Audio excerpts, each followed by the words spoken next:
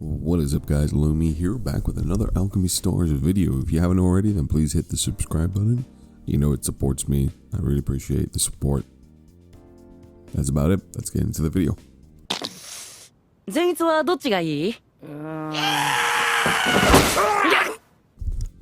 Right, so we have a new rotating recommended recruitment banner that was released, I think, yesterday. I'm a bit late on the video, apologies, but I had stuff to do.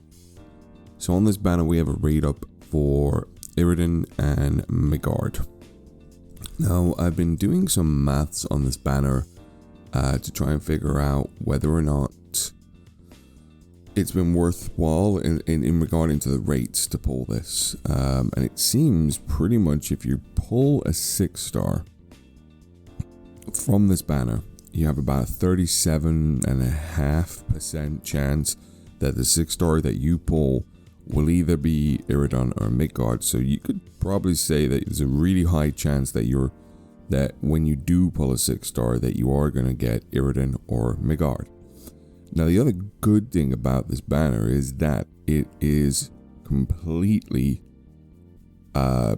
disconnected from the normal banner. So as you can see, it takes star flares to summon, so we can actually use our free-to-play sort of currency to summon on this banner, which is amazing. But what it doesn't do, it does not share pity with the I've gone completely off of it, but it doesn't share pity with the normal mainstay banner. So this mainstay banner here, where I get to it, this one, it doesn't share pity with this banner, so it has its own pity system. So it seems now we'll have three banners with their own pity system. Man, it's way too early in the morning.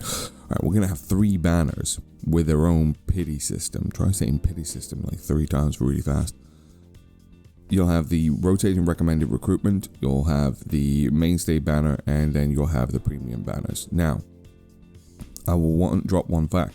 This banner, when this banner was coming out, that it was going to supersede the Samiyama and Eve banner, the one that, everyone's been waiting for. But because this doesn't use premium currency, we can still assume within 1 week, when these banners go away, that the Samiyama and Eve banner will probably supersede these banners. But we'll see. We'll see what happens. Now, whether or not you should be pulling on this banner is completely up to you, I suppose. Now, if you already have a mono Thunder team or mono Forest team, then yeah, you're going to be wanting to pull on this banner. You're getting Migard, which is probably the best damage dealing sniper in the game for all content, in the sense that her kit allows her to take out little minions as well as big minions. The girl is insane and she looks mentally deranged, which I love. And then Iridon's great. I mean, she's a support for the Mono Thunder team. Like, if this was Michael or Mikael and Migard, good god, this banner would be insane, but it's not. Iridon is going to be your support. Now, she is pretty damn good as is, so we'll start off with looking at Iridon, because I can give more information on Iridon because I have her at max ascension. So whether or not it's worth pulling her, well, yeah, you need 1 copy of her. She's pretty much a staple in all Mono Thunder teams because of her active skill. Converts 2 selected tiles to enhance yellow prism tiles.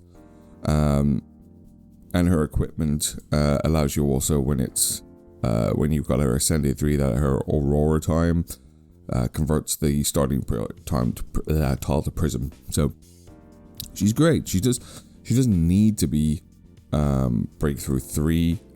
She can be sort of left as a single one. So as long as you pick 1 copy of Iridon, that's it. You don't really need to break her through. Now, I was trying to break her all the way through because I run Mono Thunder, so I'm trying to get there.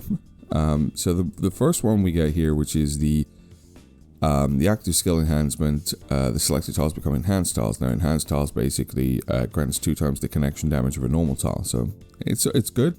It's not necessarily broken and needed.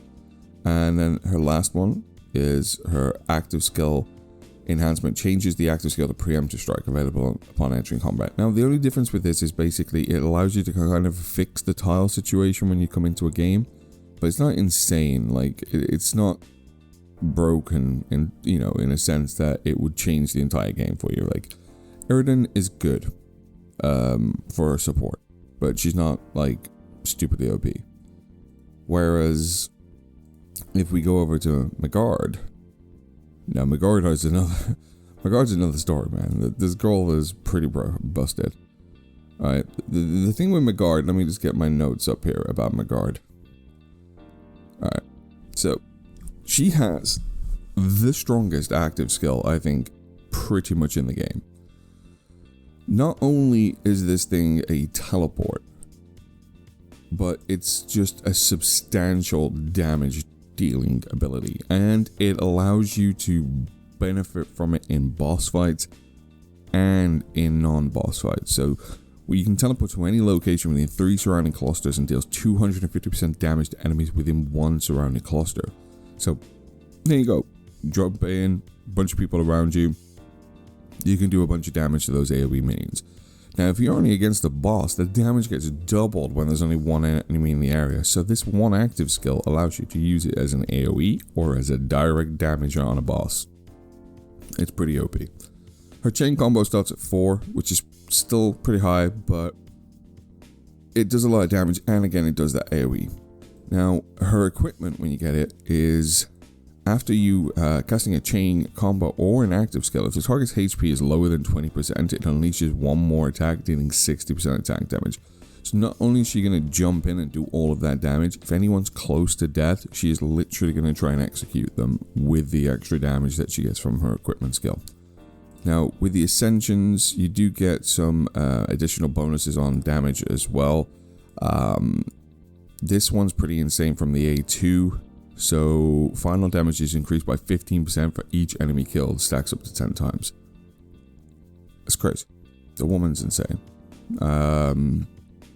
What else can we look at? Oh yeah, the breakthrough. Now, whether or not to take her to max breakthrough, because to take her to max breakthrough, you only need to get 4 additional copies of her, and then that's it. She'll be max breakthrough. So the first main thing that she gets is the preemptive strike, which is kind of broken because, like, at the beginning of the fight, then she can now just jump onto people, do all that damage straight away, possibly even execute a bunch of minions, power herself up, ready for the next one. Now, I believe as well, when you get her A3, she gets a reset ability, meaning once per round, if she executes something, she can reset her active and use it again. So she just starts leapfrogging all across the goddamn map, killing everything going around.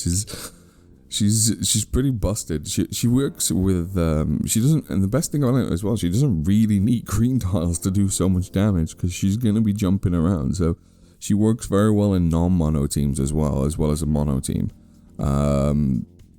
It's busted. All right, and her last one is the active skill. So it removes the active skill. Oh, okay, wait. So it's the breakthrough that removes the active skill cooldown on her ability. So basically, she able to jump, and if she kills a target, she can reset it, do it again, as long as the target died and it's not been used already once in this round. But you do need to get 4 copies of her, so 5 in total from the initial copy of the hero. She's broken, man. I really want. I'm in the process of building her, as you can see. We have her at 36-40. She's on A1 at the moment, so we're going to be pushing her to A2. I think I have a bunch of fire stuff on this account right now, but I also have her on my water account, which is probably the account that I'm going to build her on, rather than building her on this one, because I'm already building Thunder and Fire on this account. But yeah, if you're thinking about pulling on, ooh, what do we get? Oh, it's my monthly pass. Lol. Right. If you're thinking about building, if you are running a mono thunder team, then you want to be pulling on this banner, because even if you don't get Iridon, you're going to get Migard, most likely, and Migard's going to be a big bonus damage if you're ever going to make another team. Basically, she's always going to be at the forefront of any other team, I think, if you want to Even if you don't want to make a mono second team, you've got that choice. And yeah, she's pretty damn OP. And if you're maining a forest team, then you're definitely going to want to pick her up. And that's about it. Yeah, that's the end of this video. Until next time, guys. Bye-bye.